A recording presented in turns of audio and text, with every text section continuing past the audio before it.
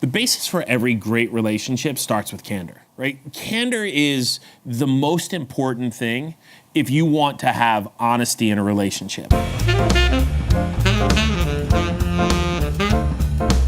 And, I think a lot of times what happens is people allow the schizophrenia in their head, right? That voice in their head that replays the same story over and over and over and over to paralyze them and prevent them from actually having discussions around the major issues that they're facing. And it doesn't matter if it's an interpersonal relationship, it's a relationship you have with your spouse or your kids, or it's a business relationship, somebody who either works for you or you work with a client. I think that a lot of times what happens is we get into this cyclical conversation with ourselves inside our brain that prevents us actually from addressing the issues that are really bothering us, right? You have a major issue that you have to deal with, and the first thing you have to do is you actually have to bring it forward. You have to talk about it.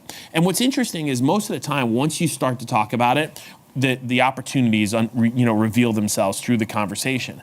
And this is why in the last episode I talked about not doing it by text, right? Not sending a text. Text doesn't allow you to actually have an interactive experience. It's a one-way experience as opposed to a two-way experience. And conversation and dialogue allows you to, hit a roadblock and then back up and maybe soften your position and seek to understand and not be very rigid. It's not always a one answer thing. Sometimes your process of understanding comes through dialogue and comes through conversation. But if you're playing the story over and over and over and over again, stop it.